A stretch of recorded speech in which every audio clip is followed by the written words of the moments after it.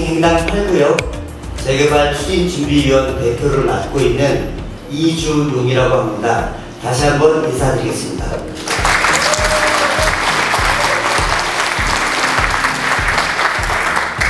우선 더운 날씨에도 불구하고 멀리서 또는 가까이에서 이렇게 뜨거운 열기를 함께 해주셔서 본 설명회를 빛내주신 내빈 여러분과 또 함께 얼굴을 맞대고 성동에서 살아가고 계신 주민 여러분,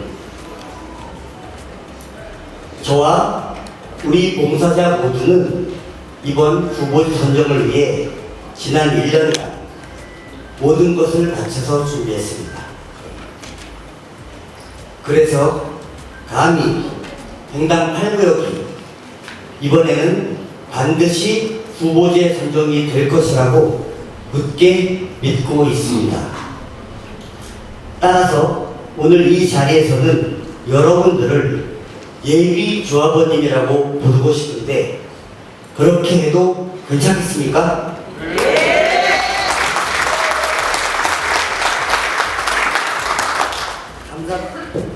감사합니다. 예비 조합원 여러분. 여기 오신 모든 분들에게는 누구나 알고 있는 말이 있습니다. 성동에 살아요. 이제 성동구, 그 중에서도 왕신이와 행당은 성동구 밖에 살고 있는 모든 사람들에게 이미 범접할 수 없는 꿈의 상급지가 되어 있습니다. 저는 이 말을 이렇게 바꾸고 싶습니다. 성동에 살아요. 우리는 행당 8구역에 살아요. 성동에 산다는 것, 그 중에서도 행당 8구역에 산다는 것은 이제 우리에게 큰 자부심을 의미하게 될 것입니다.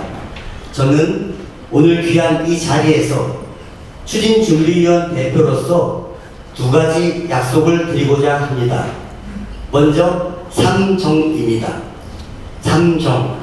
모든 추진을 해나가는 데 있어서 첫째, 정직하고, 둘째, 정확하게, 셋째, 정성을 다하겠습니다.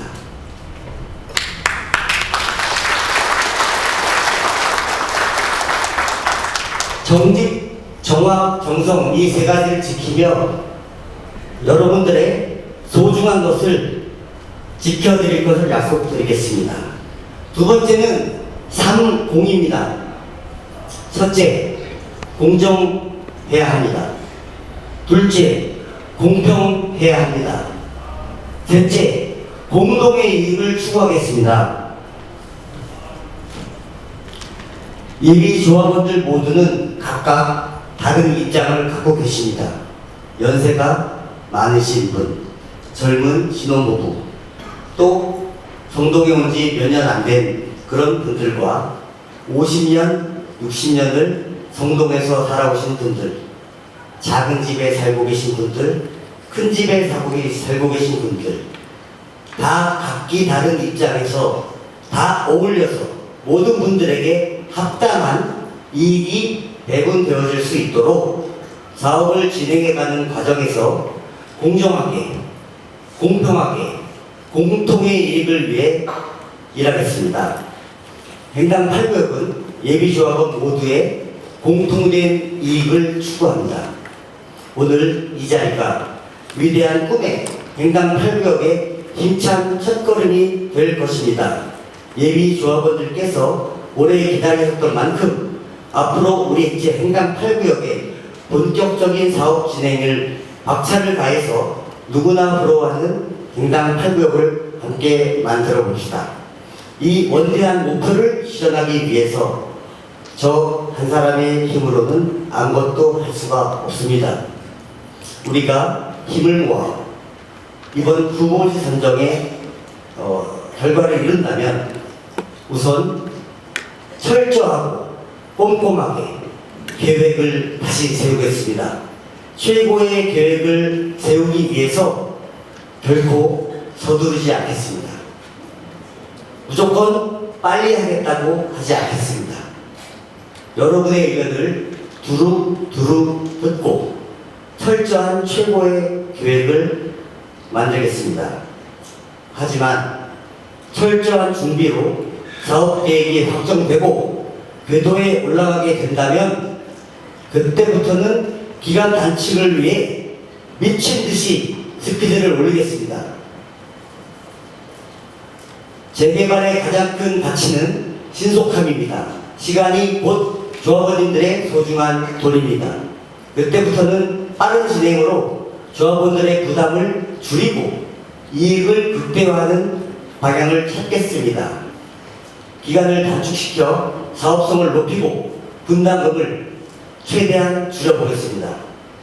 철저한 준비 이후에는 표범같이 신속하게 진행되는 재개발을 목표로 강남, 서초, 용산 어떤 곳과 비교해도 절대 뒤지지 않는 꿈의 횡당 8구역을 주민 여러분들과 함께 만들어가고 싶습니다. 이를 위해서는 조합원 여러분들의 많은 관심과 참여가 필요합니다. 지켜봐 주시고 함께 참여해 주십시오. 성동에 살고 횡당 8구역에 살아요. 우리 모두가 새롭게 변할 횡당 8구역에 사는 그날을 기대하며 이 원대한 목표를 위한 이 자리에서 우리의 꿈을 이루기 위해서는 여러분의 동행이 절실합니다. 부탁드립니다. 감사합니다.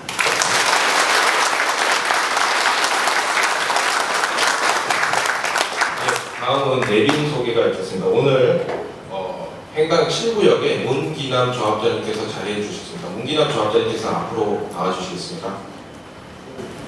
네, 박수 부탁드립니다. 간단한 축사가 있겠습니다. 안녕하세요. 저는 횡당 7구역의 재개발 조합장입니다. 반갑습니다. 오늘 여기에 모신 아까 예비반 조합원이라고 말씀을 하시는데 듣기가 굉장히 좋았습니다. 아까 봉사자분들 저는 봉사자가 없었어요. 그래서 굉장히 힘들었는데 오늘 와서 보니까 우리 횡당 7구역이 지금 어디다 내려도요 다 부러워합니다. 한번 언제든지 오시면은 문이 활짝 열려 있습니다. 한번 언제든지 오시면은 반갑게 맞이겠습니다. 오늘 진심으로 축하드리고요. 너무 감사드립니다. 고맙습니다.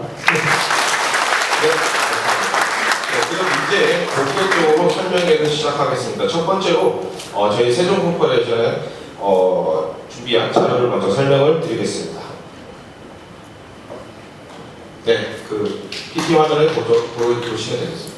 오늘 설명은 정비사업의 유형, 그 다음에 재개발 정비사업의 절차, 그 다음에 신속통합기획 재개발로 해야 하는 이유, 그 다음에 신속통합기획 절차, 신속통합기획 후보지 선정구역 현황, 그 다음에 횡단권 주변에 있는 정비사업 현황과 그 다음에 조합지적 설립 방식과 추진위원회 구성을 비교를 하는 자료가 준비되어 있고 그 이후에는 우리 동의서 작성 방법 및 간단한 저희 회사 소개를 해드리겠습니다.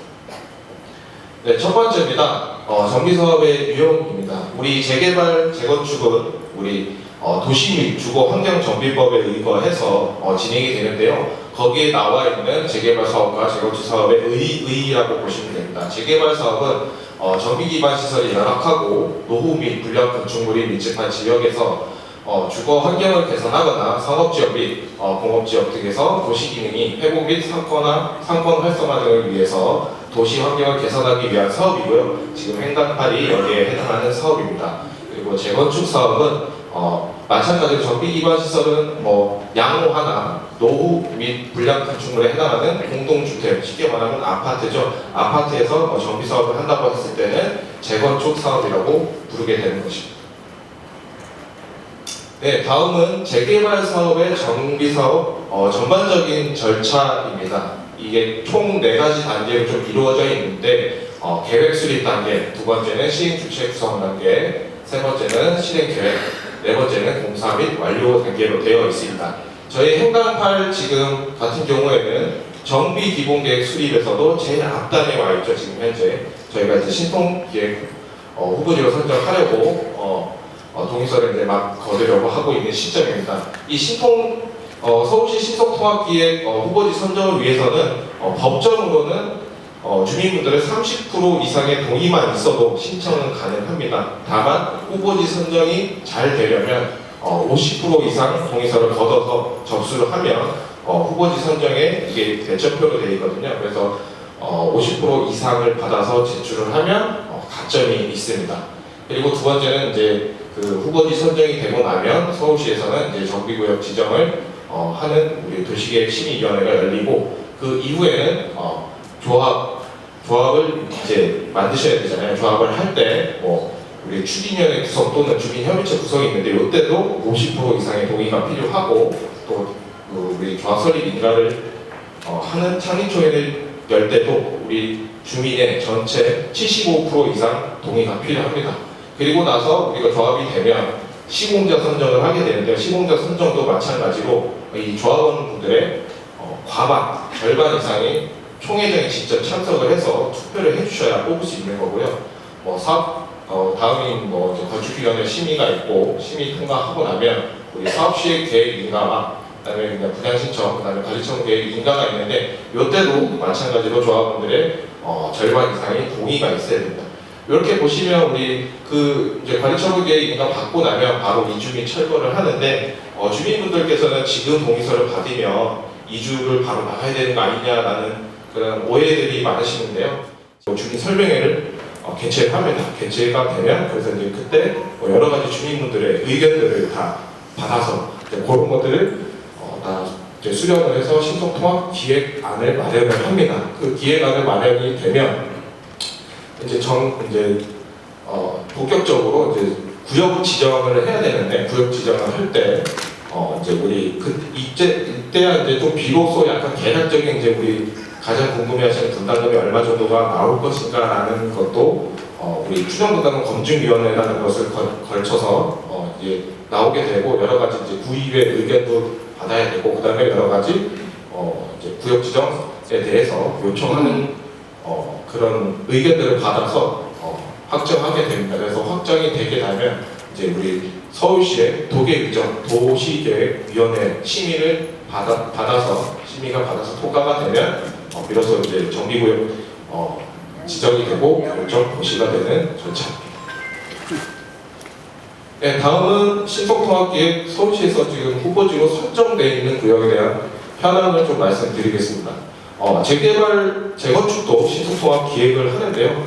이게 총 205개소가 이제 후보지로 선정이 완료되고 그 중에 이제 여러 가지 이제 기획이 완료되고 구역 지정도 되고 조합이 설립되는 곳도 있습니다. 그리고 지금 저희처럼 기획 중에 있는 단지들도 있습니다. 이렇게 보시는 바와 같이 지금 서울시에서 남은 재개발 재건축 현장들이 너도나도 이제 여러 가지 이제 후보지로 선정을 신청하고 있는 현황입니다. 이게 이제 21년부터 시작됐거든요. 그래서 21년도에 우리 이제 기존 구역 23개소가 우리 이제 그 신속통합 기획으로 재개발을 하고 싶습니다라고 이제 신청한 곳 중에 우리 성동구에 여기는 오늘 자리는 못 해주시면 그 21구역이 있고요. 그다음에 성동구의 저쪽에 이제 우리 성수동에 있는 그 한강변에 있는 성수전략 1, 2, 3, 4 지구가 구역 지정까지 돼서 지금 조합이 되고 진행이 되고 있는 것을 알고 있습니다. 그리고 1차 공모라고 해서 이제 21년도 이제 12월부터는 이제 연마다 한 번씩만 이제 후보지 선정 공모를 했었어요. 그때 21개소가 후보지로 선정이 돼서 우리 성동구에는 그 마장동 380번지 일대가 지금 구역 지정이 완료가 되고 지금 현재 공람 중인 걸로 알고 있습니다.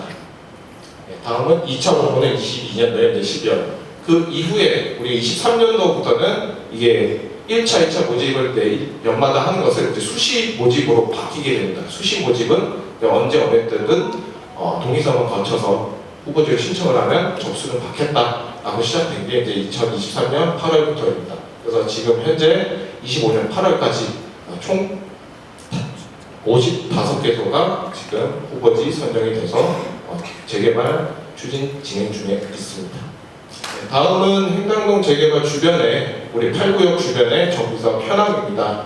제일 가까이에 있는 우리 하왕시내 9구역, 10구역 여기도 마찬가지로 재개발을 하려고 신속도합기 후보지 선정을 신청을 해서 추진 중에 있는 것으로 알고 있고, 그다음에 저쪽에 우리 왕신역 근처에는 왕신역 역세권 사고요. 여기는 이제 지하철과 이제 가깝다 보니까 역세권 사업을 하고 있고, 아마 역세권 사업은 뭐 주상복합이라든지 이런 거를 위해서 하고 있는 사업으로 알고 있습니다. 그리고 우리 자리해 주신 행당 7구역 주택 재개발은 지금 현재 입주하고 있습니다.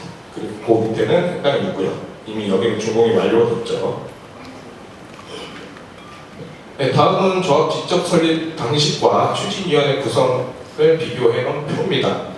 조합 직접 설립과 추진위원회 구성 이 절차는 거의 같습니다. 그래서 이제 우리 대상지 선정되고 정비구역 지정받으면 조합 직접 설립 방식은 추진위원회 구성을 생략을 할 수가 있습니다. 그 생략을 하고 바로 조합 설립으로 가는 것이고, 추진위 구성은 대상지가 선정되고 정비구역 지정이 되고 또 한 번 동의를 받아서 추진위원회를 구성을 하게 됩니다. 이 차이에 대해서 다음 장면에서 말씀드리겠습니다. 구성 비교인데요. 조합 직접 설립 방식은 추진 주체는 모두 다 소유주들이 맞습니다. 구성 요건도 주민 동의율 50%로 동의하고요. 다만 여기서 틀린 거는 조합 직접 설립 방식 때도 우리가 주민 대표단을 구성을 하는데, 이때 구성되는 주민 대표위원회에서는 위원장을 우리 소유주가 하는 것이 아니라 쉽게 말하면 우리 법인이나 회사로 따지면 전문 경영인이라고 하죠. 그런 이제 전문적인 이제 위원장을 부나 시에서 선임을 해줍니다. 그리고 이제 부위원장은 당연히 우리 소유주 중에서 이제 부위원장 활동을 해서 전문적으로 우리가 이제 재개발을 잘 할 수 있게 이제 좀 가이드 역할을 해줄 수 있는 거고요. 추진위의 구성은 그런 게 없습니다. 그냥 바로 토지 등소유자하고 우리 주민총회를 열어서 거기서 이제 선거를 통해서 위원장 및 위원회를 뽑는 그런 방식이 있습니다. 그리고 이제 자금 조달 같은 경우에도 이게 이제 좀 조합 직접 설립 방식은 공공의 방식을 좀 따르는 거다 보니까 동의율에 따라서 시나 구에서 예산을 지원을 해주고 또 공공으로 대여를 해주기도 합니다. 근데 추진위원회 구성 방식은 오로지 자금 대여. 이거는 이제 우리가 추진위원회지만 전문적인 여러 가지 이제 방식을 통해서 대여를 한다든가 아니면 주민이 직접 기금을 마련을 해서 진행하는 방식이고요. 그래서 장점은 이제 조합 직접 설립과 이제 추진위원회 구성은 추진위원회 구성할 때 저희가 보통 5개월에서 1년 정도 걸리거든요. 근데 조합 직접 설립 방식으로 하면 그 5개월에서 1년 정도 걸리는 것을 생략을 할 수가 있습니다. 그래서 좀 빠른 거죠. 그리고 이제 조합 설립 요건은 둘 다 동일하게 재개발은 75% 이상 동의를 받아야 합니다. 그래서 이제 단점 같은 경우에는 우리가 조합 직접 설립 방식으로 하게 되면 공공주도로 인해서 이제 시나 구에서 이제 좀 어느 정도 이제 가이드 해주는 게 이제 좀 의사소통이 좀 원활하지 않으면 좀 이게 좀 지지부진할 수 있고 그러니까 주민이 이제 우리가 주도로 할 수 있는 그런 문제들이 좀 낮고요. 우리 추진위원회 구성 방식은 초기 자금 조달 어려운 거에서 아예 추진위부터 이제 진행이 좀 어렵고 동의서도 받는 것도 힘들고 그런 게 어려울 수 있고, 그다음에 이제 여러 가지 이제 구성 승인 절차 등이 까다롭습니다. 까다롭고 많은 시간이 소요되는 게 단점입니다. 네, 다음은 오늘 동의서 작성하신 분들 많으시겠지만 이제 개별적으로 동의서 작성하는 방법에 대해서 말씀드리겠습니다. 동의서는 총 2장 하고 우리 개인정보 활용 동의서와 대표자 선임 동의서를 이제 좀 나눠져 있는데 작성 방법은 굉장히 쉽습니다. 이름 그대로 성명 이름 쓰시고 우리 생년월일 쓰고 주민등록상 현주소 현재 살고 계신 주소 쓰시고 그다음에 전화번호 쓰시면 되고 밑에 있는 권리 내용에는 본인이 이제 잘 알고 계신 분들은 잘 쓰시지만 이제 내가 이제 몇 개의 필지를 갖고 있고 몇 개의 집원을 갖고 있고 토지나 건물에 대해서 이제 그런 정보를 쓰는 건데, 이거는 이제 추진위에서 동의서를 이제 그 위에 것만 작성해 주시면 저희가 나중에 접수하기 전에 일괄적으로 작성을 해서 접수하는 걸로 알고 있습니다. 이거는 좀 나중에 안 쓰셔도 됩니다. 그리고 이제 두 번째 장이 좀 중요합니다. 그래서 아까 말씀드린 1번과 2번을 선택하는 게 있는데 1번은 추진위원회 구성 방식으로 하는 것에 대해서 동의를 하느냐,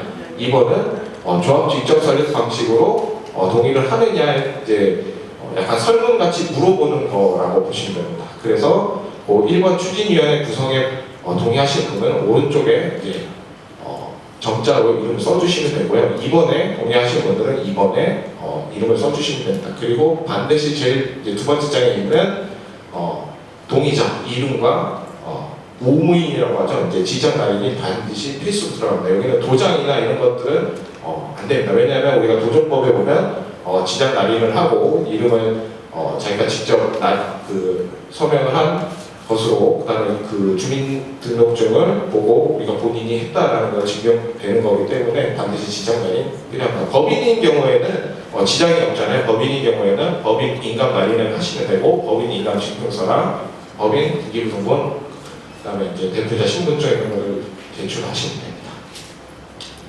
네, 다음은 이제 개인정보 수집인 이용 동의서 예시에도 하나에 수집 이용하는데 동의하시니까에 예 체크해 주시고 이름 쓰시고, 여기는 지장 안 하셔도 됩니다. 네, 서명하시면 됩니다. 그리고 대표 소유자 선임 동의서라는 양식이 있습니다. 요거는 우리가 그 토지를 건물을 여러 명이서 공동으로 소유하고 계신 분들은 반드시 대표자들 한 분으로, 그러니까 대표자가 되시는 분들은 이제 의결권을 행사를 할 수가 있고, 그런 분을 한 분을 선임을 하셔야 됩니다. 그래서 대표자 선임 동의서에도 하단에 보시면 대표자를 하실 분의 인적사항과 지장날인, 그 다음에 위임자는 그 나머지 동의하신 분들의 인적사항과 지장날인, 그리고 각각의 신분증이 필요합니다. 네, 지금 동의서 접수 위치는 여기 지도에 보시면 잘 보이실지 모르겠지만 저쪽 무학 현대 아파트라고 건너편에 보시면 우리 하왕신리 그 공영주차장이 있습니다. 그 길 따라서 쭉 내려오시다 보면은 우리 추진준비위원회 사무실이라는 위치가 그 왕신리 소나무 부동산이라고 있습니다. 거기를 지금 현재 위원장님께서 추진준비위원회 사무실을 쓰고 있으니까 그걸로 오셔서 상담을 받으셔도 되고, 동의서를 일로 제출하셔도 되고, 동의서는 우편 접수도 가능합니다. 네, 주소는 서울시 성동구 무학동 64 1층. 네, 그리고 이제 재개발 정비사업과 관련해서 자주 하는 질문들이 있는데요. 첫 번째로는 동의서를 지금 내야 하는 이유, 두 번째는 지금 내 분담금 얼마나 내야 재개발을 할 수 있는 거냐, 세 번째는 사업 기간은 얼마나 걸리냐에 대해서 이제 주로 많은 질문들이 나오는데요. 동의서는 지금 아까도 제가 설명드렸지만은 동의서를 빨리 내야 빨리 낼수록 사업 진행이 빠르고, 우리가 이제 나중에 시공사도 선정을 하고 공사도 해야 되잖아요. 지금 현재 공사비가 계속 오르는 추세예요. 이건 내려가진 않거든요. 그래서 지금 바로 공사를 해야 지금 최저의 공사비를 할 수 있다라는 것으로 보면 지금부터라도 동의서를 빨리빨리 내주셔서 빠르게 진행을 해야 나중에 우리 착공 시간까지도 아직 8년에서 9년 정도는 남았지만은 그거라도 조금이라도 앞당기는 게 가장 좋기 때문에 지금 현재 동의서 내주십시오 라고 하실 때 동의서를 빠르게 내주시면 좋습니다. 그리고 분담금은 기존 부동산의 감정평가를 해야 됩니다. 감정평가를 해야 되고, 그 다음에 신축 아파트의 가격, 그 다음에 조합원 분양 면적, 그 다음에 여러 가지 일반 분양이 얼마나 되냐, 그 다음에 우리 사업비에 들어간 지출이 얼마나 되냐, 이런 것들이 다 확정이 돼야 됩니다. 지금은 현재는 우리는 조합 설립을 하고 건축심의나 이런 것들이 아직 완료가 되지 않았기 때문에 지금 단계는 우리 신속도합 기획을 후보지로 선정해서 과연 우리 지역이 재개발로 할 수 있느냐 없느냐를 서울시에 이제 판단을 맡겨보는 그런 단계이기 때문에 분담금은 좀 나중에 후에 이제 구역 지정할 때, 그다음에 사업계획 승인 받고 나서 우리 관리처분 인가라는 걸 받게 되는데, 그때는 이제 개별적으로 다 분담금이 나오게 되니까 그거는 조금만 기다려 주시면 좋을 것 같습니다. 네, 세 번째는 이제 사업 기간은 보통 저희가 재개발 많이 해봤는데요. 좀 오래 가는 경우에는 10년에서 15년. 아니면 좀 빨리 가는 데는 8년에서 10년. 이게 착공 시점까지입니다. 그런 정도로 넘어가고 있는 회사입니다. 그리고 저희가 이제 여러 가지 자격들이 많이 있습니다. 그러니까 저희 정부 정비사업 전문관리법만 있는 게 아니라 뭐 엔지니어링, 교통영향평가, 그다음에 정비사업 전문관리와 뭐 기업부설 연구소, 벤처기업 여러 가지 등등. 그다음에 특이하게 저희 회사에는 이제 전문 도시계획 부서가 있어서 도시계획 업무도 볼 수 있는 회사입니다. 뭐 대표적인 지금 최근에 재개발 저희가 수주한 현장으로는 한남 4구역을 저희가 하고 수주를 해서 하고 있고요. 그다음에 좀 이제 구리시에 있는 수택동이라고 하는 7,000세대짜리 이제 재개발을 저희가 진행하고 있는데 여기도 이제 얼마 전에 시공사를 뽑아가지고 잘 진행되고 있는 현장입니다. 네, 감사합니다. 이상입니다. 네, 질의는 저희 이제 설계 끝나고 나면 한꺼번에 질의받도록 하겠습니다. 네, 다음은 설계 협력사인 나우동인 건축사무소의 배치도의 단위세대 평면 기타 우리 설계 관련해서 설명이 있겠습니다. 발표자인 한은철 전무님 자리로 모시겠습니다. 박수 부탁드립니다. 안녕하십니까. 나우동인 건축 한은철 본부장입니다. 간단하게 깨알같이 저희 회사 잠깐 소개를 하면 대한민국에서 재개발 설계로는 어느 누구도 따라갈 수 없는 탑 설계 회사입니다.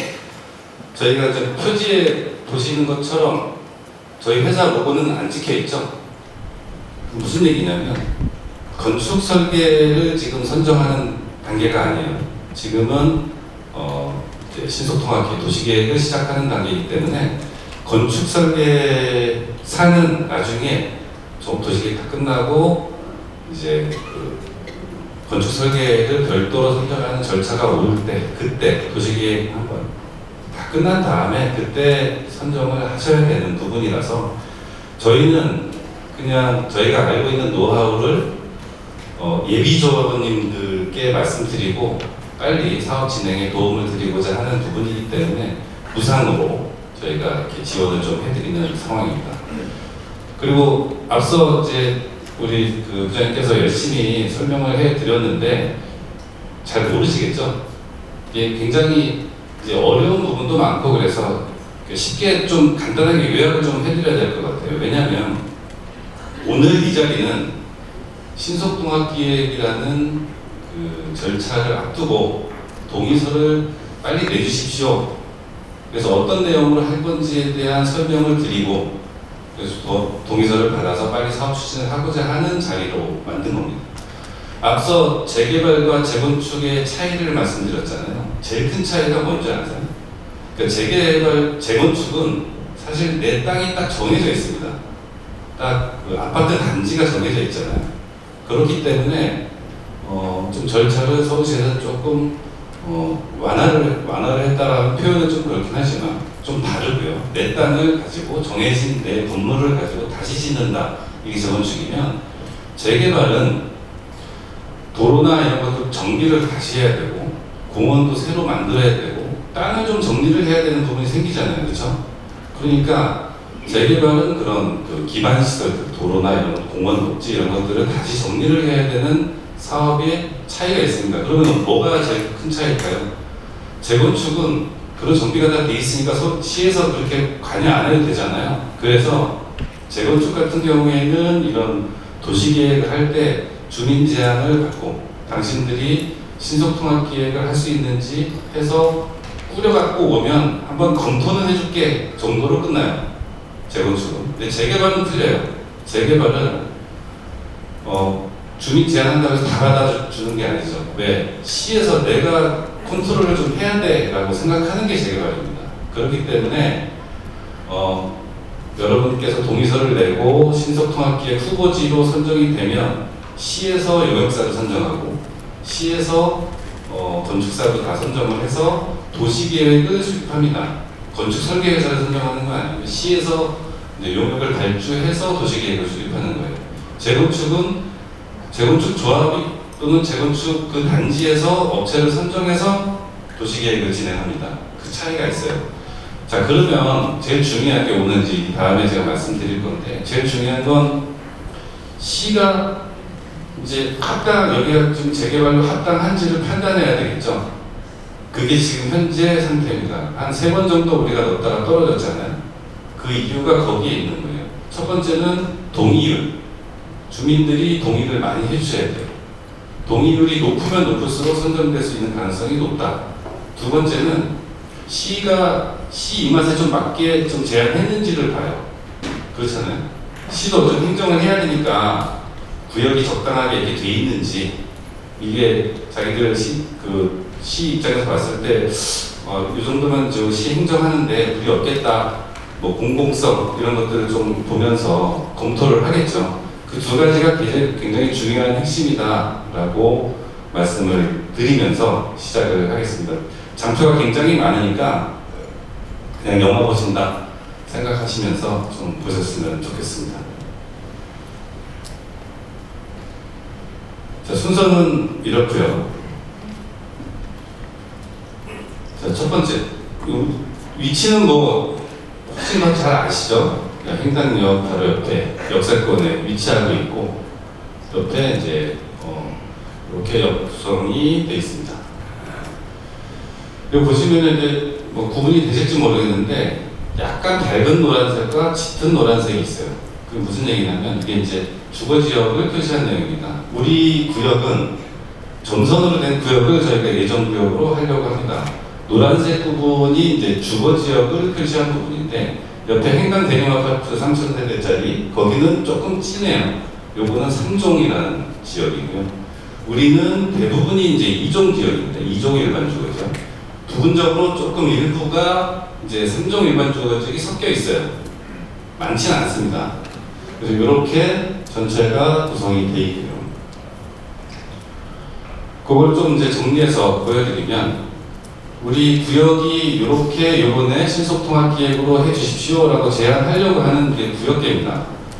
위쪽에 보시면은 전에 보신 분들이 계신지 모르겠는데, 위쪽은 조금 저기 행당 대림아파트 입구 쪽으로 좀 더 커졌죠. 공영주차장하고 포함시켜가지고. 밑에 쪽은 행당로 쪽으로 좀 더 잡아먹어서 좀 커졌습니다. 이런 앞서 말씀드린 것처럼 재개발과 재건축 차이에서 말씀드렸던 것처럼 서울시에서 뭘 보냐면 전체 행정을 도로 계획, 그 다음에 공원, 사람들이 다니는 보행로에 대한 부분들, 이런 여러 가지를 종합적으로 검토를 해야 되기 때문에, 만약에 우리가 이런 것들을 포함하지 않고 위에 이제 위쪽 무학공길을 한번 보시면 대림아파트 쪽으로 이렇게 커져서 이렇게 하지 않으면 도로를 좀 넓혀서 여기 교통체계를 좀 전개하고자 하겠죠, 서울시에서는. 근데 이렇게 우리 이제 공영주차장 있는 쪽까지 해서 그 부분을 포함시키지 않으면 도로가 부분만 넓어지겠죠. 그렇죠? 요거를 쭉 길게 포함시키면 도로가 훨씬 더 넓어질 수 있다. 서울시에서는 마음에 들겠죠.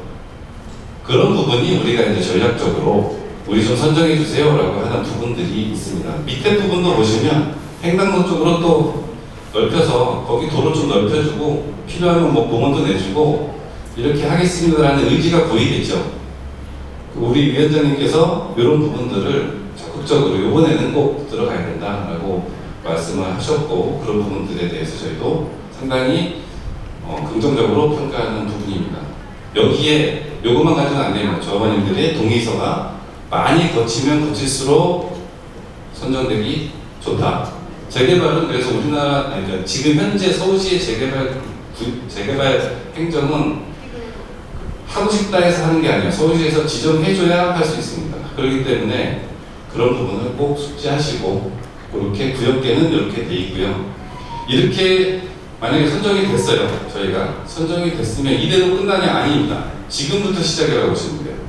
땅 정리하고 용적률이 얼마인지, 층수는 어떻게, 여기는 이제 세대수는 얼마나, 이런 것들을 다 정리를 해서 큰 틀을 땅에 대한 큰 틀을 만들면 그 다음 절차가 이제 건축 절차를 진행하는 거죠. 지금은 도시계획 절차를 하기 위한 단계다라는 걸 명심을 좀 해주셨으면 좋겠습니다. 그래서 바뀌겠죠. 많이 바뀔 수 있습니다.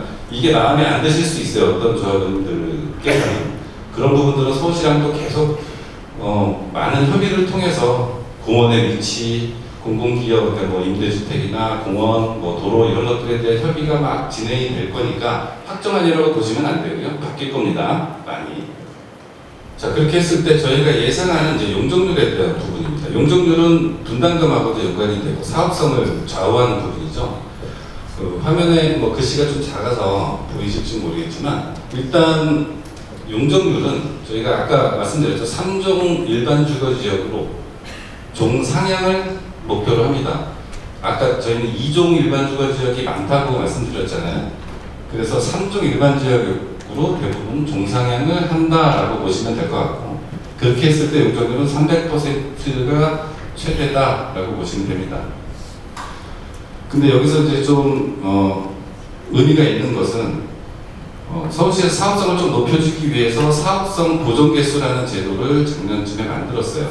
그래서 보시면 기준 용적률, 허용 용적률 뭐 이런 기준들이 있는데, 기준 용적률은 뭐 190%부터 시작해서 허용 얼마까지 이렇게 좀 용적률을 조금씩 더 주는 이런 체계입니다.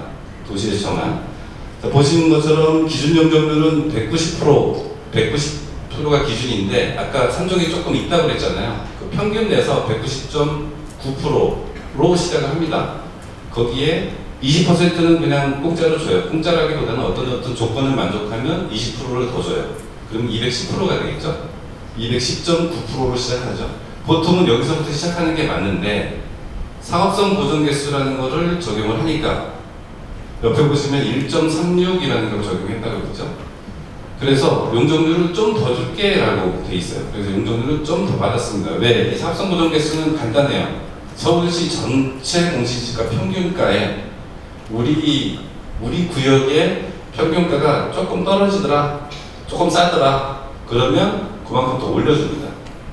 그러니까 땅값이 조금 싸니까 그만큼 조금 더 사업성을 더 줄게 라는 뜻이라고 보시면 돼요. 그래서 1.36을 받았더니 아까 210%까지 간다고 그랬죠. 거기서 7.2%를 좀 더 줬어요. 그래서 218.1%까지가 이제 우리가 허용 용적률이라는 걸로 책정이 됐어요. 자, 거기서부터는 그 다음에는 뭐죠? 그 다음부터는 내가 이제 기부 체납을 하면 땅을 떼주고 공원 내주고 임대주택 지어주고 하면 추가로 용적률을 더 줍니다. 그래서 저희가 지금 도로도 좀 넓히고 공원도 이만큼 내주고 하는 것들을 따져서 지금 현재 우리가 제한하는 기준으로 따져봤더니 254.7%까지 올라갈 수 있었어요. 이 기부 체납을 통해서. 그 다음부터는 이제 300%까지 도달하기 위한 기준인데, 민간 아파트, 우리 이제 조합원님들 가져가는 아파트하고 임대 아파트 두 개를 반반씩 내주면 300%까지 올라가는 그런 기준입니다. 복잡하죠? 복잡한데 여기서 우리가 써먹을 수 있는 내 용적률, 내가 얼마까지 내 걸로 가질 수 있느냐, 밑에 보시면 가처분 용적률이라고 있어요. 그 뭐냐면 조합원님들께서 다 가져갈 수 있는 용적률 277.3%를 다 가져갈 수 있어요. 그게 지금 현재 기준으로는 그렇습니다. 그래서 용적률은 300%에서 조합원님들께서 가져갈 수 있는 내 거 용적률은 277%다 라고 보시면 되죠. 이해 가셨나요? 모르면 다음번에 한번 질문할 수 있으면 좀 우리 위원장님도 잘 아시는 내용이니까 한번 질문하시면 될 것 같고요. 참고로 여기는 저희는 역세권이 있어요. 좀 더 가능성은 서울시에서 역세권 같은 경우에는 360%까지 또 용적률을 더 주는 경우도 있어요. 근데 재개발 같은 경우에는 굉장히 보수적입니다. 재건축 같은 경우에는 어느 정도 사업성을 해주기 위해서 그런 것들이 좀 적용이 되는데, 재개발은 상당히 좀 보수적이라서 지금 현재는 300%로 했어요. 근데 주민 여러분, 여기 계신 분들이 계속 이제 나중에 협의할 때 계속 꼼꼼히 보시면서 용적률 최대한 많이 받아가시는 게 좋으니까 그 부분 관심 가지고 진행하시는 거 보시면서 서울시랑 협의를 잘 해서 용적률 좀 더 높이 해서 분담금 좀 줄여서 갈 수 있도록 했으면 좋겠습니다. 지금 보시는 거는 그래서 이제 앞으로 이 아파트가 어떻게 될 건지 밑그림을 저희가 한번 그려봤습니다. 확정은 아니고 이렇게 좀 됐으면 좋겠다라고 저희가 한 거니까 한번 보셨으면 좋겠습니다. 건축 기여를 볼게요. 세대수는 300%를 했을 때 일단은 1815세대 정도가 나올 수 있을 것 같아요. 평양대는 뭐 이렇게 됐고요. 300% 기준으로. 그럼 이제 뭐 17평형부터 20평, 25평, 34평, 45평까지 이제 구성이 되는 그런 계획입니다. 지상 45층까지 계획을 잡고. 자, 그러면 조금 더 세대수가 많았으면 좋겠어 라고 하시죠. 그러면 1920세대까지도 좀 늘릴 수 있어요. 이건 같은 용적률 안에서 이제 나눠지는 거니까 이건 그 조합원님들이 이제 선택하시면 돼요. 나중에 설문조사도 할 거고 가고자 하는 평형대를 또 선택하시는 분들이 많으면 그게 조정이 되겠죠. 그냥 큰 피자판 한 판이라고 생각하시면 돼요. 피자판 한 판을 8조각으로 쪼개는 거고 10조각으로 쪼개는 건 그 한 조각의 사이즈가 다르잖아요. 딱 그 개념이라고 보시면 돼요. 300% 용적률 안에서 세대수가 많다는 거는 그만큼 작은 평형을 좀 더 많이 만들었다라고 보시면 돼요. 그래서 1800세대에서 1900세대까지 왔다 갔다 평형 구성이 가능하겠다. 저희들이 검토를 했을 때 이런 5가지를 꼭 가져가야 되겠다. 앞으로 서울시에서 계획을 하더라도 이런 부분들은 좀 최대한 지켜달라고 저기 조합원님들께서 좀 신경을 가지고 쓰셔야 된다. 일단 남양 100% 남양이 될 수 있도록 계획을 해달라고 요청하셔야 돼요. 아파트는 기본적으로 좀 공원 같은 아파트를 좀 만들어달라. 자연 친화형 도심 공원 같은 아파트를 좀 만들어달라. 단위 세대는 진짜 잘 만들게 해달라. 그래서 그게 이제 건축 배치 계획에 보이느냐? 보입니다. 그래서 저희도 뭐 필요하면 가끔 와서 이렇게 좀 도움을 드리고 하고자 하는데 단위 세대 평면 상당히 중요하거든요. 아파트를 져야 되잖아요. 그래서 단위 세대도 굉장히 중요하니까 그런 부분들을 잘 반영된 배치안으로 됐는지도 체크를 해보셔야 되고요. 행당 대림 아파트는 그 세대수가 깡패죠. 3,400세대 정도 되니까. 여기가 랜드마크일까요? 아니죠. 이제 우리가 새로 지어야 되니까 우리 아파트가 랜드마크가 돼야 돼요. 그런 부분들을 어떻게 랜드마크를 구현할지에 대한 부분도 잘 보셔야 되고요. 커뮤니티 시설 굉장히 중요합니다. 이런 것들도 잘 챙겨서.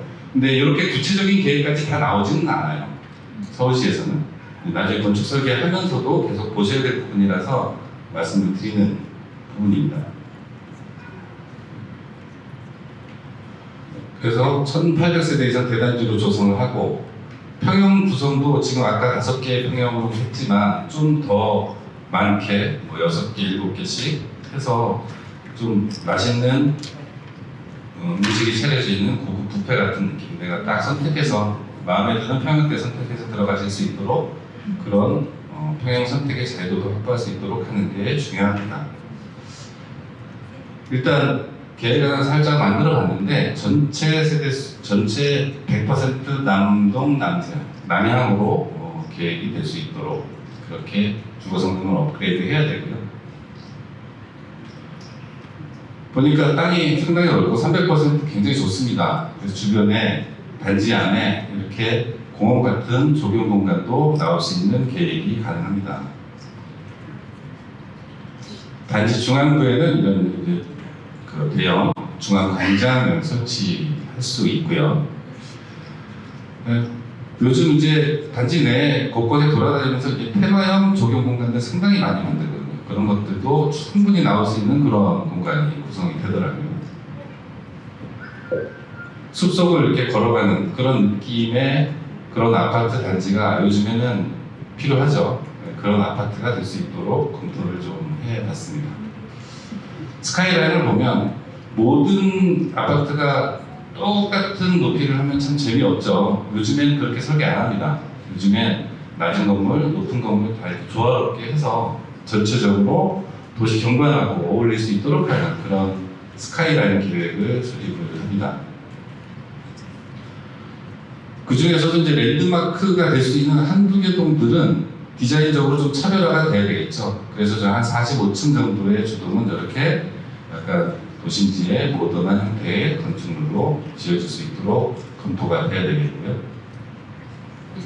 상가도 지금 무학번길하고 횡단로 쪽에도 상가가 설치가 되는데 그쪽에도 이런 면도형 상가들이 좀 구성이 될 수 있도록 설계를 좀 해봤습니다. 그 상가 앞에는 이런 여유 있는 공간들을 좀 만들어서 사람들이 앉아서 쉬고 공원처럼 쉬고 또 상가도 편하게 이용할 수 있도록 하고 지금은 이제 무학번길 좁잖아요. 그 30km짜리 되게 좁은데 좀 넓혀서 그 앞에도 좀 여유로운 공간이 될 수 있도록 해서 우리 아파트가 지어지면 상가를 통해서도 우리 가치를 느낄 수 있도록 하는 그런 계획이 필요합니다. 1815세대에 45층의 3개 동, 나머지는 이제 중저층이 조화되는 그런 배치 계획이 되겠습니다. 특화 계획, 요거는 어쨌든 조합원님들께서 배치안이 되고 그 다음에 건축 설계를 진행할 때 이런 내용들을 좀 참조해서 꼭 이런 것들 반영해줘 라고 요구를 하셔야 돼요. 그래서 그런 내용들 위주로 설명을 좀 드리겠습니다. 일단 저희가 세대수 카운팅을 해봤을 때 전체 주동을 다 필로틱 설계를 했습니다. 1층 세대가 없다고 보시면 돼요. 그러면 기존 아파트의 한 3층 정도부터 지금 최하층이 시작한다 라고 보시면 되죠. 그러면 3층 괜찮아요. 3층도 모든 조합원들이 다 로얄층이 될 수 있다 라고 보시면 될 것 같고요. 그래서 전체 필로티 계획을 적용하고 필로티 공간은 이렇게 조경 공간으로 꾸밀 수 있도록 계획을 해야 됩니다. 층고는 지금 우물천장 기준이 2.6m, 주변에 있는 아파트들 다 2.3m, 2.4m가 최대인데요. 2.5m까지 더 올리고 우물천장까지는 2.6m의 높은 천장고를 할 수 있도록 그렇게 계획을 해야 합니다. 그리고 뭐 조망도 중요하고 하지만 수납 공간도 굉장히 중요하죠. 그런 다양한 이런 실용적으로 차별화된 그런 단위세대 평면이 필요하죠. 평면별로 한번 보겠습니다. 20평부터 요즘 이제 조합원님들도 많이 선택을 하시는데 요즘 점점 식구들도 좀 줄어들고 해서 작은 평형이 인기가 많아요. 오히려 20평대는 평당 가격이 훨씬 높습니다. 그래서 20평도 우리가 주변에서 봤던 24평의 구조를 그대로 가볼 수 있도록 설계를 좀 해봤어요. 그래서 보시면 뭐 안방도 커지고 거실도 전면에 3베이로 구성이 되고요. 후면에 주방도 상당히 넓은 그런 공간이 가능합니다. 그리고 무엇보다 작은 평형일수록 수납 공간이 되게 중요하죠. 요즘에는 방에다가 이것저것 넣어놓지 않습니다. 방은 딱 컴팩트하게 들어가더라도 수납 공간은 상당히 많이 만들어 놓는 그런 계획이 반영이 되는데 보시는 것처럼 현관 옆에 커다란 창고장 같은 거 굉장히 필요하죠. 그런 것들 다 반영이 가능합니다. 요거는 그런 수납 공간이 확보된 이미지를 보시겠습니다. 25평입니다. 25평은 요즘 지어지는 25평 들어가시는지 모르겠지만 앞으로 지금 한 7, 8년 후에 조합원님들께서 입주하실 25평은 지금 들어가시는 24평하고는 차원이 다를 겁니다. 그래서 보시는 것처럼 25평의 서비스 면적은 거의 10평 가까이 나온다고 보시면 돼요. 그러면 10평 더하면 얼마죠? 35평이죠. 지금 25평 설계하는 것은 거의 30평대랑 비슷한 사이즈다라고 이해하시면 돼요. 그렇게 할 수 있는 이유가 이제 베이 아파트의 전면 폭이 얼마나 넓으냐. 전면 폭이 넓으면 어떻게 되죠? 발코니가 많아지죠. 발코니가 많아지면 그만큼 확장해서 쓰잖아요. 그럼 실내 공간이 훨씬 넓어지는 거죠. 그런 부분을 다 반영을 했을 때 25평의 방 3개 기본으로 들어가야 되겠죠. 그리고 보시면 안방 뒤쪽에 알파룸이 있습니다. 보통 알파룸이라는 거 많이 들어보셨겠지만 25평에서 알파룸 서울시 안에서는 한 번도 적용한 적이 없었어요. 그럼 이 알파룸은 뭐냐면 이제 이제 컴퓨터 책상 놓고 쓸 수 있는 그런 공간도 되겠지만 필요하면 드레스룸을 훨씬 크게 쓸 수도 있고 방처럼도 쓸 수 있는 그런 공간이 됩니다. 그리고 현관 옆에 저런 팬트리 공간들. 그래서 4베이에 뒤쪽에 별도의 알파룸까지 갖춘 그런 25평으로 설계가 가능하고요. 지금 현재 배치함으로 충분히 가능한 걸로 확인이 됐습니다. 보시는 것처럼 이런 알파룸 공간, 25평에 이렇게 안방 뒤쪽에 이런 거 있는 공간 보신 적이 없을 거예요. 이런 것들도 상당히 요즘 25평이 굉장히 인기 많은 거 아시죠? 점점 25평으로 쏠림 현상이 생기고 있어요. 그래서 그런 부분도 잘 챙겨보셔야 됩니다. 34평입니다.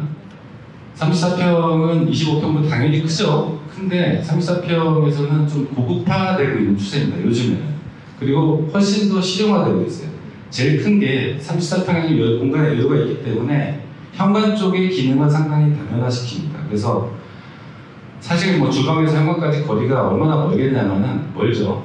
요즘은 세게 들고 거실을 지나서 현관으로 나가진 않아요. 그래서 바로 주방에서 현관으로 바로 이어지는 동선이 따로 들어가고 그 이어지는 동선 안에 다 수납 공간, 팬트리 공간이나 이런 것들이 다 있죠. 그 현관에 들어오면 바로 손을 씻을 수 있는, 보이시겠지만 하얗게 된 부분이 있어요. 세면대가 다 있어요. 현관에 바로 손 씻고 집에 들어가서 쓰도록 하고, 필요하면 거기에 스타일러도 같이 놓고 해서 바로 매트 벗고 걸어놓고 방으로 들어가는 클린 시스템이 요즘 다 설치가 됩니다. 그래서 현관에 순환형 주부 동선들, 그리고 안방 뒤쪽에 보시면 커다랗게 뭐 하나 공간이 있잖아요.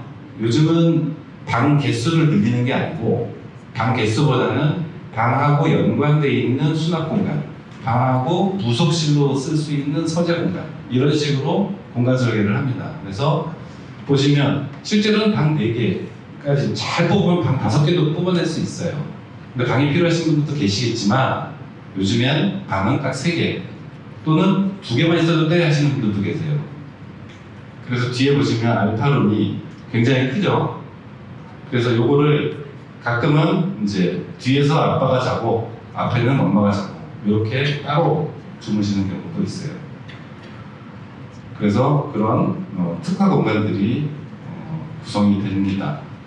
뒤에 보시면 이제 알파룸은 이렇고, 이제 주방에서 이제 팬트리 공간으로 이어지는 공간은 저렇게 좌우에 수납 공간이나 이런 것들이 다 구성되는 그런 주방 공간으로 계획이 되겠죠.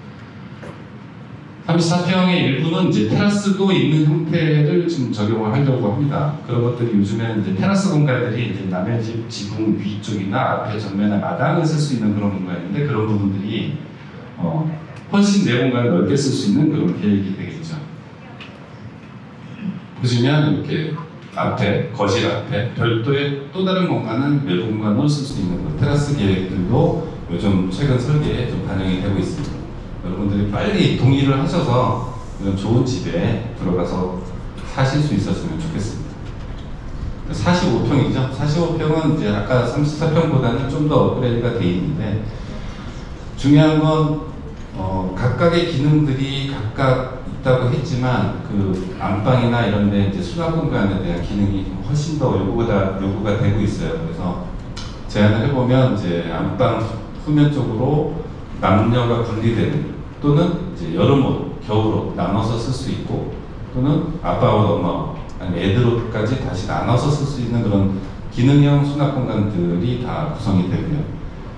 뒤쪽에 알파룸은 또 이제 침실로 완벽하게 이용할 수 있도록 한다든지, 아니면 주방에 별도로 딸린 엄마를 위한 그런 공간을 따로 만들어주지 하는 이런 곳으로 다 업그레이드가 됩니다. 무엇보다 이제 거실이 제일 크겠죠. 그래서 전면 4.5배로 거실 폭은도 상당히 많이 넓혀놓은 그런 계획이 적용됐습니다.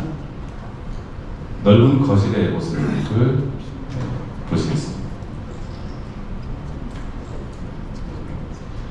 부대복리시설 특화 부분입니다. 아파트의 가장 중요한 게 얼굴이죠. 얼굴은 대문이 되겠죠. 이게 딱 들어갈 때 이런 커뮤니티 시설하고 같이 될 수 있는 커다란 대문을 통해서 들어가는 그 자부심을 좀 느낄 수 있도록 하는 계획이 필요하고요. 단지 중앙부에는 이제 커뮤니티 시설이 단지 중앙부에 있어야 편리합니다. 그래서 편리한 단지 중앙부 커뮤니티 시설이 계획이 되고, 그리고 요즘 헬스장 굉장히 고급스럽게 지어요, 아파트에. 그래서 고급스러운 이런 하이엔드 급의 헬스장도 구성이 돼야 되면, 요즘엔 또 이제 점점 앞으로도 마찬가지겠지만 아파트 집 세대 내에서 음식잘 안 하고요. 커뮤니티 시설 가서 이렇게 식사를 하시거든요. 이런 컨시어지 존, 그러니까 올데이 다이닝 서비스가 가능한 그런 계획들이 반영이 됩니다. 그래서 여기서 식사를 아침, 점심, 저녁 다 식사를 할 수 있는 그런 서비스 공간들이 이제 구성이 된다. 또 단지 안에서 이제 차를 한 잔 마시면서 단지 조경도 구경하면서 그렇게 볼 수 있는 그런 아파트가 돼야 되겠죠. 또 아파트 꼭대기 올라오면 스카이 라운지 같은 것도 당연히 설치가 돼야 되겠죠. 그래서 이제 차도 만져 마시면서 책을 읽을 수 있는 그런 스카이 커뮤니티의 이미지가 되겠습니다. 그것뿐만이 아니라 여러 가지 커뮤니티 시설들이 설치가 됩니다. 그런 것들을 다 감안한 건축 계획이 반영이 되어 있는데 이런 부분들은 나중에 사업이 진행이 되면서 충분히 저분들의 이제 의견들을 반영해서 계획에 반영이 될 수 있도록 할 예정입니다. 특화 시스템은 이제 주차장 쪽인데요.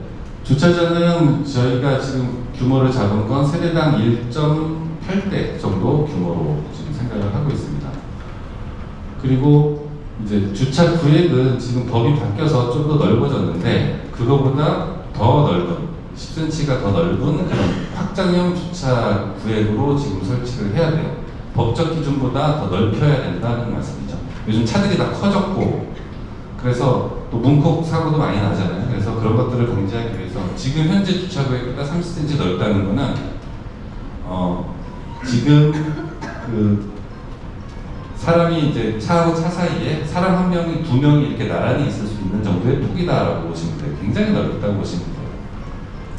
그리고 드롭 옵션 다 필요하고 세대별로 들어가는 창고 공간, 그 다음에 지역 그 영역에 맞는 그런 미래형 시스템들이나 이런 것들이 포함이 될 예정이고요.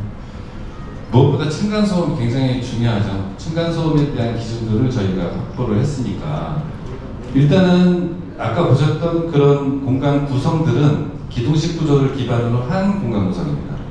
기둥식 구조는 이제 거의 필수가 됐다라고 보시면 돼요. 앞으로 지어지는 건 기둥식 구조를 통해서 구조 안정성도 높이고 층간소음도 최소화될 수 있도록 하고요. 층간소음을 최소화하는 방법은 또 하나는 기둥식 구조도 있지만 차음재에 대한 기준도 좀 강화시켜서 넣어야 됩니다. 그리고 바닥판 콘크리트 두께도 두껍게 해주고 그 다음에 화장실에서도 소음이 굉장히 많이 들려요. 화장실에서 위에서 달가락거리는 소리가 다 들리거든요. 아침에 보면 양치질하는 소리까지 다 들립니다. 그런 것들을 방지하기 위해서는 세대 내의 배관이 우리 아파트 안에 들어갈 수 있도록. 옛날 아파트는 이렇게 화장실 배관이 밑에 집을 통해서 이렇게 가게 돼 있었어요. 거기서 소음이 다 연결이 되는 거예요. 그래서 우리 집 안에서 세대 배관이 다 될 수 있도록 하는 설계가 이제 꼭 필요하다. 그런 부분들이 반영이 되어야 된다라고 보시면 될 것 같습니다. 예비 조합원님들이시죠. 빨리 예비자 떼고 조합원님이 될 수 있도록 하기 위해서는 오늘 보셨던 이런 이제 우리 아파트의 우리 구역의 미래상을 보시고 꼭 동의서를 써주셔서 빠른 진행이 될 수 있도록 하는 건 여기 계신 분들이 노력이 굉장히 필요하다라고 말씀드리겠습니다. 이상 그 조감도 보시면서 이렇게 생겼고요. 요거는 이제 횡단로 쪽에서 보시는 부분. 요거는 이제 대림 아파트 쪽에서 바라봤을 때 기존 아파트랑 좀 다르게 생겼죠. 앞으로 지어지는 아파트는 이렇게 미래의 모습을 가지고 있다. 빨리 진행이 돼서 예비자를 뗀 조합원님들이 됐으면 좋겠습니다. 감사합니다.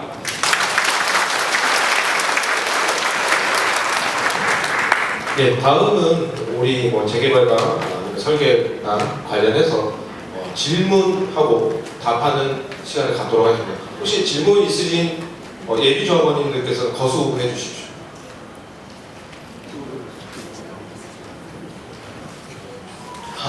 질문이 없으실까요?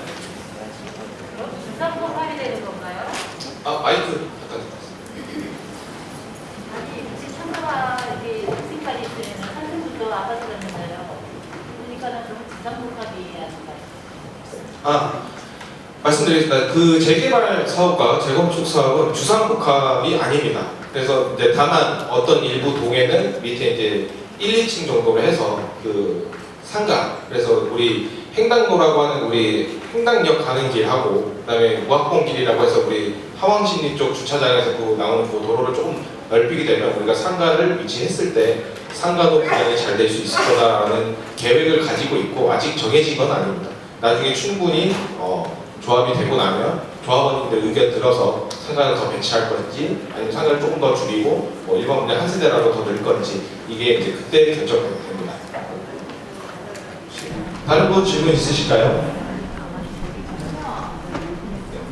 뒤에 있는 다른 게 아니라 지금 그 임대가 우리가 지금 1800세대 중에 어느 정도 임대를 우리가 대줘야 되는지 하고 또 한 가지는 지금 반대하시는 분이 지난번에 저희가 세 번째 탈락한 이유가 반대 퍼센트가 16%가 넘어요. 저희가 동의를 아무리 한다 해도 면적 대비 반대하시는 기존 노후주택이나 아니면 땅이 넓으신 분들이 반대하면 저희가 아무리 여기서 한다 한들 또 떨어지면 또 100%예요.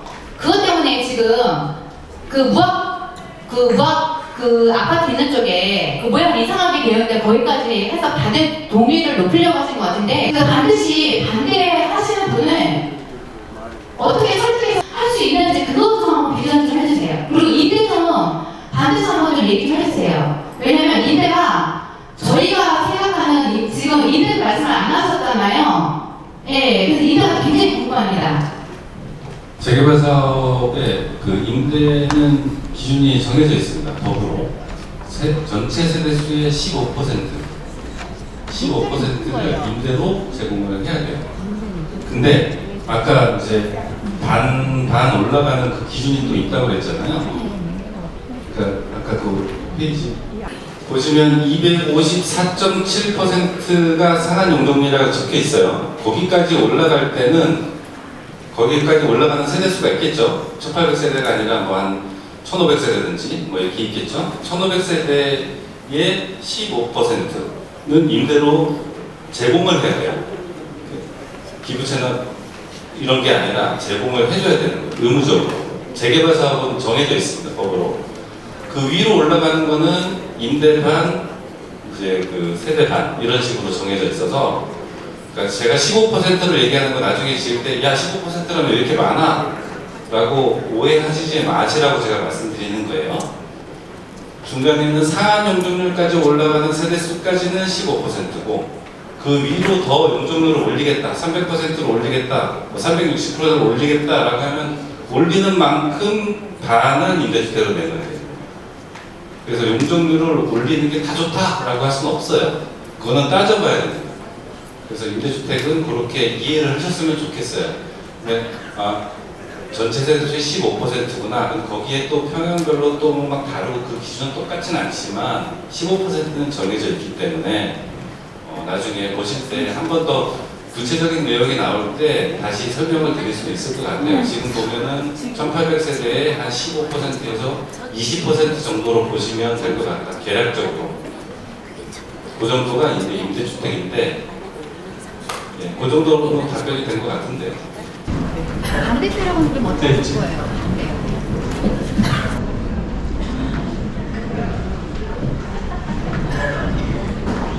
예, 첫 번째 답변은 말씀해 주셨고 두 번째 반대는 어떻게 할 거냐라는 의견이신 거죠?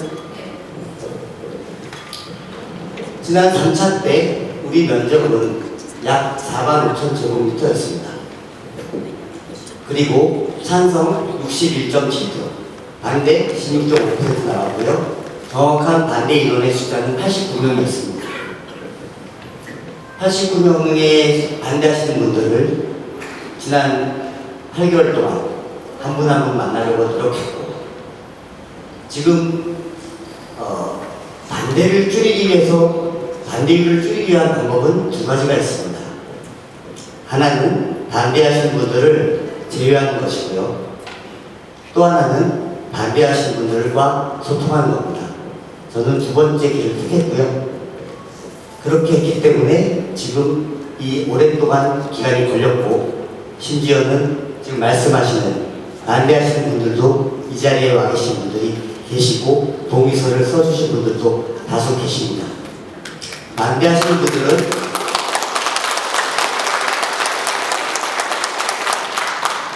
반대하시는 분들이 얼마나 있는지 매일매일 체크하고 있습니다. 그리고 실질적으로 반대하시는 분들의 움직임을 체크하면서 그분들을 어떻게 이해시킬 수 있을까?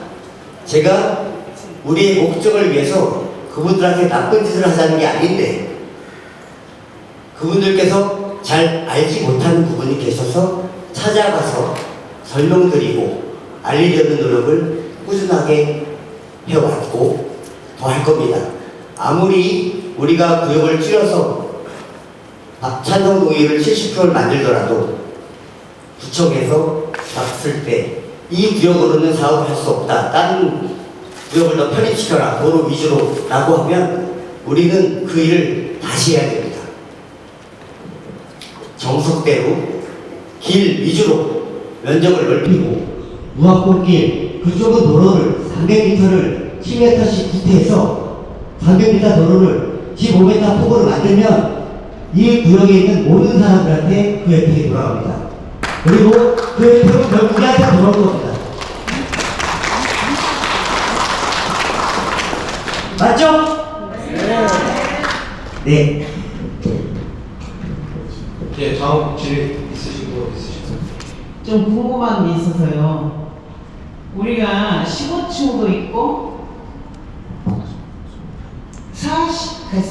35층을 말씀하셨죠. 45층.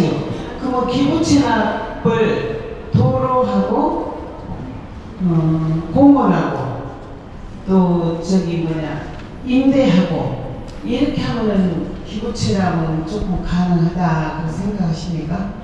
이제 용적률 아까 중상향을 받으려면 그런 기부 제한들이 법적으로 필수로 좀 들어가게 돼 있습니다. 그래서 그거를 고려해서 오늘 나오에서 그 설계를 좀 계획을 해온 거고요. 네. 그럼 45평이라고 하면은 이게 15층도 있고 다 45층이 아니고 중간중간 낮은 층도 있고 45층도 있고 이러는데 이게 지금 설계가 이렇게 계속 이대로 15층도 있고 이렇게 가실 거예요. 예정이 가실 거예요.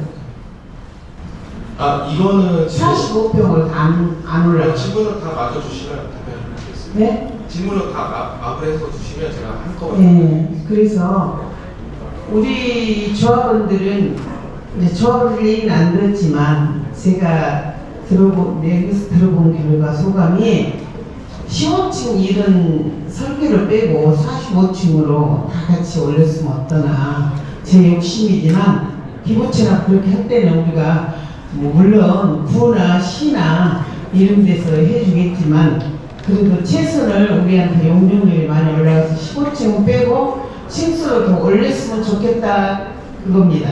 예. 답변 드리겠습니다. 일단은 제가 아는 지식으로는 일단 지금 오늘 설계한 이대로 가는 게 아니고요. 네. 우리 그냥 라우동인에서 전문 설계인 라우동인에서 이렇게 하면 이렇게 계획을 하면 좋을 것 같다라는 판단에서 한 거고 이게 결정되는 과정은 조합이 설립이 돼야 됩니다. 그렇죠. 조합이 설립이 돼서 어떤 건축의 계획안을 어떻게 하겠다 설문조사도 하고 지금 말씀 주신 것처럼 여러 가지 의견을 받을 거예요. 그래서 전체적으로 층수 좀 고르게 높이고 싶다라는 의견들이 많으면 그렇게 설계가 될 것이고 아니면 좀 디자인 쪽 근데 이제 조합원님들이 다 또 동일하게 나는 45층으로 무조건 다 해줘야 돼 이것도 있지만 우리가 시에서 그 심의를 봅니다. 그래서 이제 우리 나오동에서 그거를 고려를 해서 아까 말씀드린 스카이라인이라고 하죠. 그런 이제 우리 외관적인 심의도 봐야 되기 때문에 지금 옛날처럼 우리가 너무 일률적인 아파트를 짓지는 못하면 그래서 이제 좀 조화로운 이제 그 외관도 봐야 되고 하기 때문에 그런 것들을 다 고려를 해서 물론 지금 주신 의견처럼 그런 것들 다 반영을 해서 나중에 조합의 뭐 총회라든지 여러 가지 수표로 인해서 결정되게 되는 거죠. 아무튼 뭐 잘 고생하시겠지만 심사숙고해서 요즘 조합이라는 게 조합원들이 보통 뭐 다 네. 아이들을 갖고 있잖아요.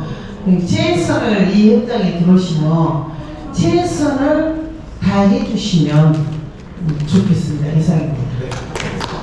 존경하는 성동구 행당동 가왕신리동 주민 여러분, 제가 이 동네에 굴러 들어온 지가 5년 됐습니다.